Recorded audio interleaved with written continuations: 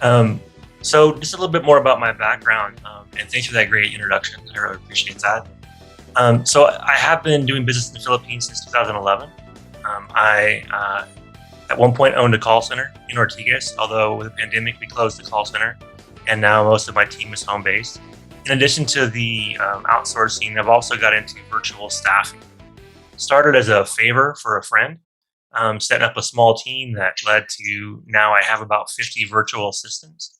So I know outsourcing, both as far as like corporate outsourcing and freelancing um, work from the Philippines for clients in the US very well. I've also had the opportunity to be one of the leaders when it comes to analytics, data analysis, data science, that kind of stuff. Training in the Philippines. I've trained pretty much every big BPO. I've traveled all over the Philippines doing trainings. And pre-pandemic, that was my primary thing I did, was go around and do trainings. I've also taught classes. I taught a class at De La Salle College of St. Benilde, and I have employed, worked with, partnered, done business with Filipinos for a long time. I'm also American, obviously, and I've been doing business with Americans for a long time. So I feel like I've learned kind of a lot of the specialties that come with trying to match up Filipino talent with American business need. And what I tell people here in the US is what I do is that I'm kind of like a matchmaker. I look at a business and figure out what it is they're trying to accomplish, talk to the owner of the business, figure out what it is they need help with, and then match them with the appropriate virtual assistant. Um, I have a large network of virtual assistants. I've partnered with a couple of other virtual assistant agencies and training companies. So it's not hard for me to find the right person. One of the requirements I get occasionally is for bookkeeping and accounting. So I know most of you um, are primarily bookkeepers and or accountants, but some of you also do other freelance VA work. I'm sure you all have many talents that you use in your business, and so I'll talk about a lot of that. But I want to kind of put it in a context today of how do you really deal with Americans specifically. Um, Obviously, every country has its own cultural differences, and for those of you who have worked, with Americans, whether it be if you worked in a call center or in your accounting business or whatever you've done, you've probably seen some commonalities. And a lot of times, working with foreigners, especially working with Americans, can be a bit challenging for Filipinos, and especially in areas of there's some fear. There's some common fears that Filipinos have about having to work with foreigners and specifically Americans. There's also some, I would say, self-limiting beliefs that are quite common. So when you look at the things that can challenge you in your business, that can make it more difficult for you to be successful, a lot of times they're internal. A lot of times they're things that we ourselves do that in some ways can limit us, if not sabotage us, from being successful. So what I'm going to do is go through a series of common fears and then common limiting beliefs that I've come across, that I've seen in a fair amount of Filipinos having to work with American clients. So this is by no means to look down on or be negative towards the Philippines, as you probably assumed by now. I love the Philippines. I can't wait to get back. I feel like I'm a honorary Filipino. Um, and so I say this feedback comes from passion and from caring about most of my employees. I've been with me a long time. I have very low attrition, which is rare in outsourcing. And it's primarily because I really think about my employees first. And if it's a choice I have to make between keeping a client and keeping an employee, I'll choose the employee every time. So that's my background. That's what I do, and that's what we'll talk about today. So before I get started, anybody have any questions? Right, I'll go ahead and I'll make stops occasionally for us to have conversations and questions. But if you do have a burning question that you want to ask, I'm okay with interrupting. I don't mind that at all. So, all right. So first and foremost, the biggest fear among a lot of Filipinos, especially when you're first starting your career, is having to speak in English, right? English is a very challenging language. We have a lot of things that have double meanings. There's a lot of slang. There's a lot of differences between speaking to an American in a business sense versus in a more of a casual conversation.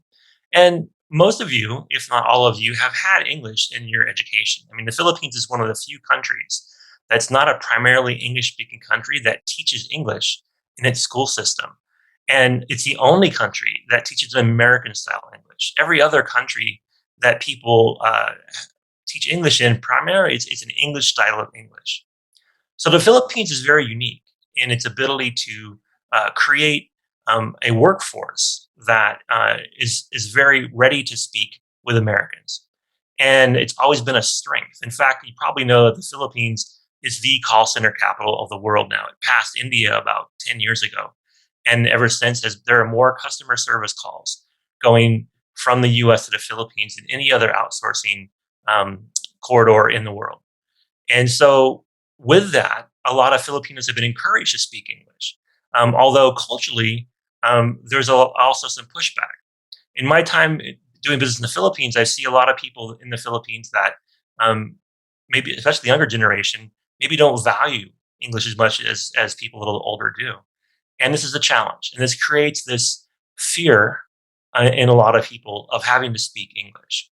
And so, I think that's an important fear to start with, and it generally comes from a fear of being embarrassed, a fear of feeling like you're just not as good, or that people will laugh at you or make fun of you.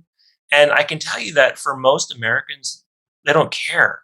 As long as you can do the job, that's all that matters. And this will be the central theme today and everything I talk about. Is it getting results, doing the job is what matters to Americans more than anything else. I've worked in a lot of countries besides the US and the Philippines, and I think that one thing that separates Americans from most other foreigners, especially ones that a lot of outsourcing happens with, is that we're very, very results orientated.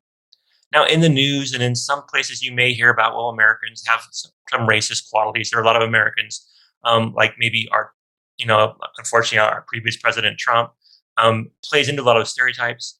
But the average American is used to speaking with people that don't speak perfect English. We have a nation of immigrants. We are getting close to being 50% white, 50% non-white, and every year it gets more and more uh, uh, people of color become a larger percentage of the population. So the average American is fine if you don't have perfect English. But that fear is probably the number one most limiting belief, most sabotaging aspect of Filipinos. So, I'll talk about how to get past that in a bit, but really, just eh, how many of you, if you feel like, when you first started, that one of your biggest fears, if not your biggest fear about working with foreign clients was having to speak in English. If it was, just drop a one in the comments. Just kind of get a sense of how many of you have had that fear. Maybe not right now, but when you started. If you feel like at some point in your career that your biggest fear about working with foreign clients was having to speak in English, just drop a one in the comments. Yeah, so a few of you, right? So it's very common, I think. Although again, this crowd is educated. This crowd is um, people who have been working in English, and I think you probably are a little more atypical. But that's obviously a fear. And so, thank you for those of you that went ahead and said that you have had that fear at some point. So, the next one that I think is a common fear is a fear of not having enough training. It's frustrating for me to see so many Filipinos limit themselves because they don't think they have the right training. Again, most Americans don't care. And this is a very um, I don't know, this a real world thing is that i- if you have a certificate that says you're a good virtual assistant, if you have a degree in accounting from a prestigious school, if you have a lot of experience, then people will look at that and they'll immediately say, okay, sure, you must be legit, and I'll give you the benefit of the doubt. And until you prove me wrong, I'll assume you're the expert you say you are. Now, that is something that is different in the Philippines. When I'm in the Philippines, when I've taught, I've been asked to provide all kinds of references. I've been asked to provide different credentials. I actually was invited to teach at a school, and then when they found out that I didn't have any certifications beyond a master's degree, they decided not to invite me, and it was so weird because I ended up teaching it at De La Salle, right, which is even a more prestigious school. My point is, certifications matter to Filipinos. They don't matter to Americans. So, a fear of not having enough training. is one of those fears that can hold a lot of people back.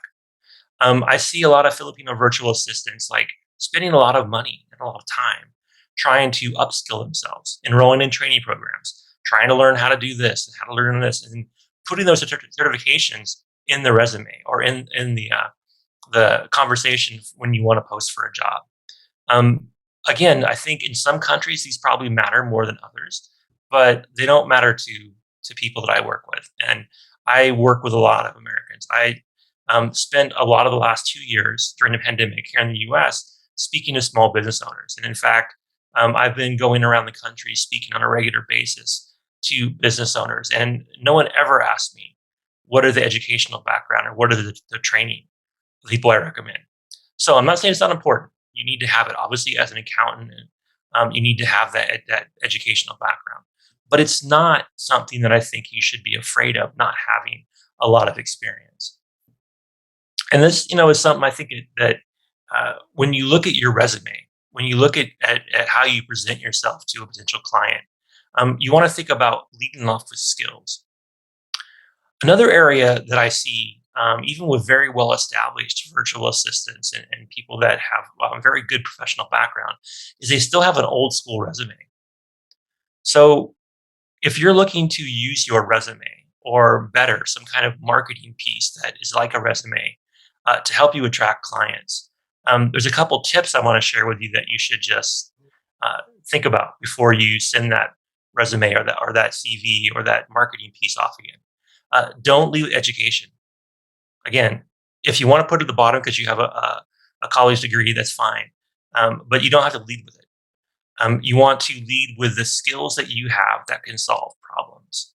So if you're an accountant, if you're a bookkeeper, the things you should talk about is like, I can help you, do cleanup in your business. I can help you catch up on your backlog. I can help you balance your books. I can help you find more profit in your business. I can help you figure out how to look for more opportunities to grow and diversify.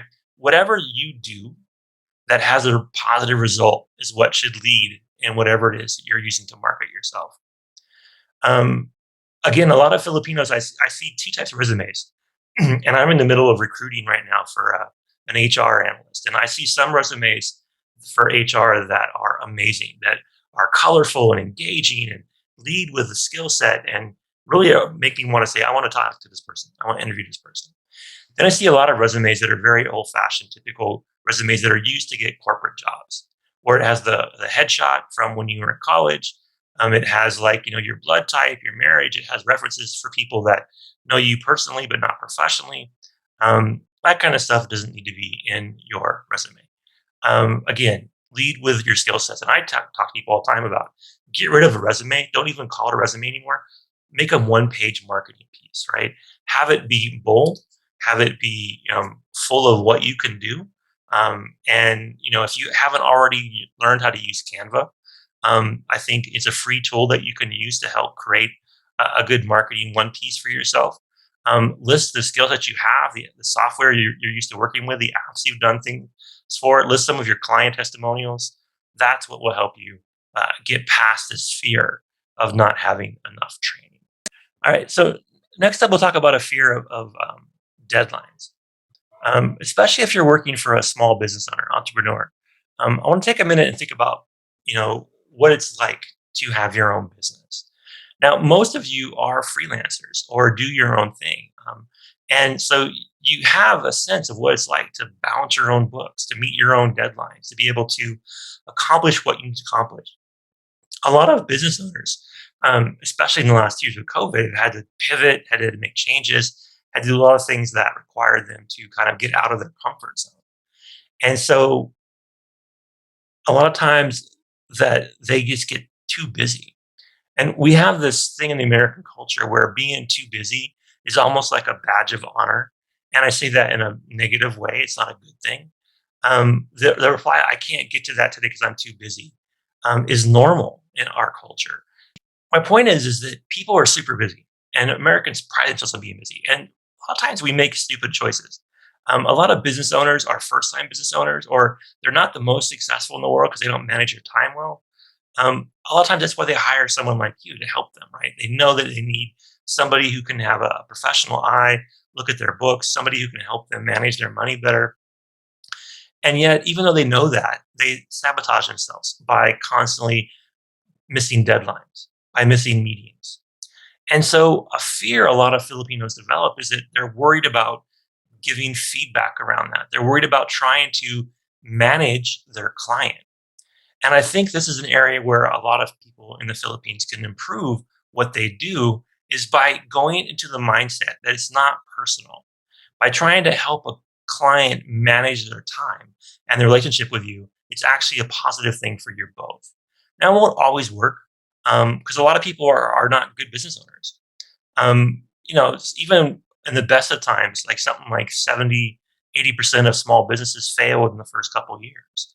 So a lot of the people that you may be working with are super stressed, super busy, and they're not going to survive. So one of the things that can help them survive, though, is a good accountant, right? So hopefully that makes sense. My point here is that the fear is that we're going to have to give feedback. The fear is that we're going to have to tell the client, "Hey, client, I love working for you, but I really need this document today. If I don't get it today, then it's going to cause you to have late reporting. It's going to have cause you to potentially, miss a deadline with the IRS or something like that." You need to manage their time for them because they're too busy. This is a reality, and in a good relationship with a good client, they'll be okay with that. But if you have clients that constantly miss deadlines, clients that get mad if you ever remind them they're missing deadlines, clients that are just really not really successful, and you can see it in their books, right? If you're working for a client and they're in the red, um, and they've been in the red and they suck, they're not good at what they do, they don't have a good social media presence, they don't have a good offer, they don't have an ability to communicate with their clients. If you see that, and you'll see that because you're looking at the inside of their business, um, sometimes it's important to just realize that I need to find a new client. This client's not going to work for me, right? But again, getting back to the central point, um, don't be afraid of giving feedback. Uh, a lot of people say that Americans, more so than many countries, are straight shooters. Get to the point, right? Don't wait. If it's painful, just pull the band-aid off. That kind of mentality. That most Americans want to hear the bad news, want to hear the feedback, want to be able to improve themselves. So if you can conquer that fear, I think you'll be even more successful. And again, I'm imagining most of you have, right? So, I mean, how many of you have had a client where you look at their books and you're talking to them and they're doomed. There's nothing you can do, right? You can see it in the numbers that they're not going to survive. And how did you handle that? Thinking about that time where you had to decide to not work with the client anymore because they couldn't pay you or because they just weren't easy to work with. Has that happened to you? If it has, just drop a one in the chat. If you've had to basically fire a client, um, it's probably something that most of us fear doing. But really good, successful uh, bookkeepers and accountants probably know when they have to fire a client and move on. So a few of you are dropping a one, right? So you can relate to that. I think it's an important thing to think about is that the fear of losing the client is not worth the fear of working for a bad client. So thank you for those of you that dropped a comment. Any questions so far? All right, so that's three. We've covered three so far. We talked about conversing in English is a big fear, something that can limit you. We talked about not having enough training or the right certification, which is a big fear that can limit a lot of Filipino professionals. We talked about just the clients being too busy and having to manage the client, and the fear of having to give the client feedback, and that leads into the fear of eventually having to maybe decide to part ways with the client. So we covered several of these fears. I have a couple more to go through, so I'll go ahead and do that. Um, the next one is being able to get paid, right? A fear of not getting paid is a big thing with freelancers. I hear horror stories all the time. That the biggest challenge for a freelancer is every time you agree to work for somebody, you're very rarely, if ever, getting paid up front. You're almost always um, trusting you're going to get paid. And I'm sure most of you gotten burned. If I could see all of you right now, most of you don't have your cam on, but you're probably all shaking your head, right? I've been burned. I did work for a client and they stiffed me. It happens, right? So that's a big fear that we have, and it can be probably the most stressful fear, right? Because nothing is worse than wasting our time on somebody who doesn't value our time. And unfortunately, no matter how much research you do, no matter how much you try to assess the client's ability to pay you up front, um, there's always that risk. So there's a couple things that you can do when you feel that risk. The longer you've been in business, the better you'll get at kind of getting a sense of which clients you don't want to take, which clients are the bad ones, right? You see this with a lot of social media posts. Like, if you're part of any kind of freelance group or even a accounting group on Facebook and you see people posting requirements from clients and they ask, is this a red flag? Should I be worried about this? And you can see the ones that are, problems a mile away if you've got that experience, right? You see ones that don't offer a fair salary or a fair amount for the work you're doing. The ones that have really poorly written requirements, the ones that seem to ask for way more than it's worth. And you'll know that in the first conversation if you choose to meet with them. They're going to either be very organized, turn over their books to you, have a contract for you to sign, be willing to spend some time up front with you, one-on-one, trying to get you familiar with their business and how they do business and make money, versus the ones that are just going to basically say, okay, here's my problem, go fix it. They're too busy to meet with you even for the first onboarding meeting. They don't send you a contract up front. Those are red flags that you want to avoid, right? And as you get more experience, you probably know. And in fact, I'm betting most of you, especially those of you who have been doing this for a while, you could make a top 5 red flags that you could share with your fellow virtual assistants and bookkeepers. Avoid these kind of clients. These kind of posts or requirements or messages that you get are just like run the other direction right away kind of clients. I see those all the time. When I talk to people and they say they want to get a virtual assistant or they need my help finding an accountant, in the first couple minutes, I kind of assess like, okay, these guys are not very organized. They don't have a good business model they can explain easily. They seem kind of shady. Then I don't work with them. Or if I do, I pre-plan that will be a loss. I don't invest a lot of my time or resources into them because occasionally you find a diamond in the rough. But for a new person in business, especially if you're first starting out, you can't afford diamonds in the rough. You need to get paid, right? You can't take a lot of risks. So learn from your peers, share tips on how to identify and avoid bad clients, and make sure you get paid and you can stay in business. I mean, that's the most important thing when it comes to running your own business or trying to have a sideline or trying to whatever you're trying to do. Your bottom line is you have to get paid. So ensure that you can. All right. So any questions so far? So I'm going to go talk about one more point. So right now, the current exchange rate's over 50 pesos a dollar, right? So there's some people that have some negative perceptions of the American economy. There's been some negative press here and there, but for the most part, you'll find when you look at the numbers, the American economy is very strong right now. Actually stronger than China's. China's economy is retracting. America's economy is growing. Europe's economy is very stagnant right now. A lot of the opportunity for good paying clients is going to come from the U.S. We've invested a lot of money, stimulus money, both under Trump and now under Biden, to be able to give business owners more money, whether it be in the form of tax breaks or in the form of stimulus checks. In fact, right now in the U.S., we have a big challenge we're facing. We don't have enough qualified workers. We have a labor shortage that's causing a lot of problems in the country. And there's reasons for it. But the bottom line is a lot of businesses are struggling trying to find workers to fill jobs. And that is especially true when it comes to things that you do. So when you want to find a good client, you can be proactive to get in front of them because they're probably too busy to go look for you on their own. LinkedIn is probably the best place to look for clients. Not always the best place to close a deal with a client, but to kind of source clients, right? To make a list of potential people that you can work with.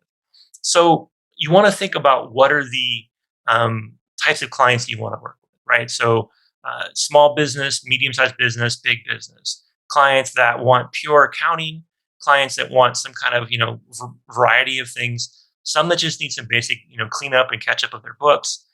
Which ones do you prefer to work with? And then look for ones that match that, right? So if you really enjoy doing catch up and cleanup and then a monthly maintenance, if that's your goal, you want to look for clients that are probably medium sized. You don't want solopreneurs. Solopreneurs don't have enough work for you to do on a regular basis. Most small business owners, or especially small businesses that are people that are self-employed, they probably don't need a bookkeeper on a regular basis. They may need to catch up and clean up, especially as you get closer to tax season. But they probably don't have a lot of work for you to do. On the flip side, big businesses probably don't want to hire an outsourced accountant. There's too much risk involved for them. So they're going to probably go with some kind of accounting firm. Where that leaves you is more medium-sized businesses, right? So if you go onto LinkedIn and you start searching for medium-sized businesses in the US and look for ones that are in any number of niches, or markets. But the bottom line is find ones that that you feel comfortable with, right? So it's easier to get a whole bunch of doctors as your clients than to have a doctor, a lawyer, a restaurant owner. I mean, you can have a hodgepodge of stuff, but it's better to own your niche, right? And you can market yourself as I'm an expert bookkeeper for optometrists, for dentists, because you get that one client and you add to that, right? And especially if you have any kind of background or interest in that niche. If you have somebody in your family who works in that industry, you previously experienced in the industry, if you know dentistry or optometry, for example, those would be good niches to look for. A lot of bookkeepers end up working for people in the healthcare field. And the healthcare industry is the biggest employer in the US, right? More Americans work in healthcare than any other industry. So looking for ones like that. And LinkedIn's a great place to find them. And then once you find them, then look at the groups they are part of. Look at the conversations they have. Backtrack them through social media. You don't want to necessarily send them a friend request on Facebook on day one when you find them, but you want to start mining that relationship, right? Start following them, start, maybe liking some of the stuff they're doing, get to know them a little better before you ever approach them and offer to be their accountant, right? This is a big mistake a lot of people make, is that your first message to a potential client is like, hey, hire me. Hey, I can help your business. And there's two problems there. One is that most people will only want to hire you when it's an urgent need in front of them. Otherwise, they'll put it off, right? So it's a matter of timing. There's a lot of luck involved in the fact that you just have to be the right person, right place, right time. And you don't want to do it in a way that puts people off. The last thing you want to do is give somebody a bad impression. So when they are someday in the future in that moment of urgency where they do need a bookkeeper to help them get out of the mess they've created for themselves, you want them to think of you.